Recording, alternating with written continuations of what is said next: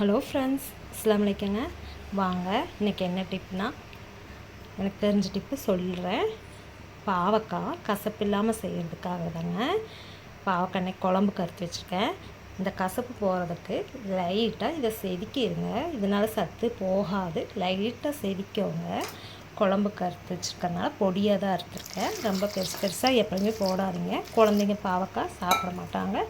நம்ம பொடியாக போட்டோம்னா சாப்பாடு கூட எப்படியோ கொடுத்துர்லாம். பாருங்கள், தண்ணி ஊற்றியிருக்கேன். அடுப்பில் வச்சுக்கலாம்.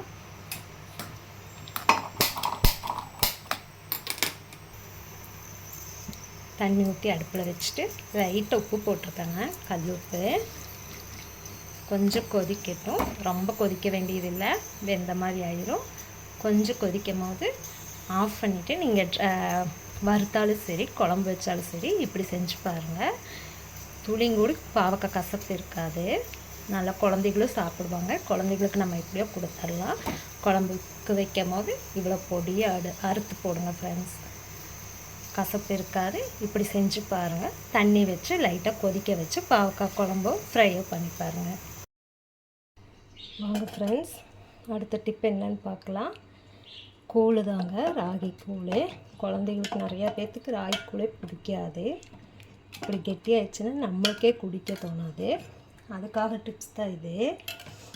ஸ்கூல் டைமில் கொடுத்தா நல்லது தான். சாப்பிடாம போகிறதுக்கு இதை குடிச்சிட்டு போவாங்க. இங்கே பாருங்கள், இது மிக்சியில் ஊற்றிக்கோங்க. சரிங்க, ஜாரில் ஊற்றிக்கோங்க. ஜாரில் ஊற்றிட்டு அது கூட நம்ம எப்படியும் சர்க்கரை போட்டு தான் கலக்குவோம். கொஞ்சம் பால் ஊற்றுங்க.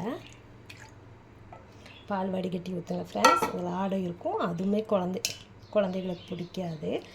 இதை மிக்சியில் போட்டு ஒரு அடி லைட்டாக அடிச்சுக்கலாம். பாருங்கள், ஜாரில் அடித்தோன்னே எப்படி தண்ணியாட்டம் இருக்குது, பாலாட்டம் இருக்குதுன்னு. இது நல்லா இருக்குங்க, கெட்டியும் ஆகாது. ஒரு வேளை ஸ்கூலுக்கு லேட் ஆகிடும்னா நீங்கள் நைட்டையும் கூடி கூழ் காய்ச்சி வச்சுட்டு காலையில் எழுந்திரிச்சு இப்படி ஒரு கிளாஸ் அடித்து குடிக்கலாம். நீங்களும் டீ காஃபி குடிக்காதவங்களாக இருந்தால் எழுந்திரிச்சோன்னா ஒரு டம்ளர் ஊற்றி குடிக்கலாங்க. பாருங்கள், நான் ஊற்றுறதுலையே தெரியும். இன்னும் கொஞ்சம் பால் வேணாலும் ஊற்றிக்கலாம் ஃப்ரெண்ட்ஸ், நல்லாயிருக்கும். பாருங்கள், கெட்டியாக ஆகாது. இது கூட பாலை ஊற்றி குழந்தைகளுக்கு கொடுங்க. கீழே கொட்டி பாருங்கள் ஃப்ரெண்ட்ஸ், பார்த்தாலே தெரியும். இது அப்படியும் கூட டம்ளரோடு குடிச்சிட்டு போகலாம். இப்படி ஒரு டம்ளர் டெய்லி குழந்தைகளுக்கு கொடுங்க.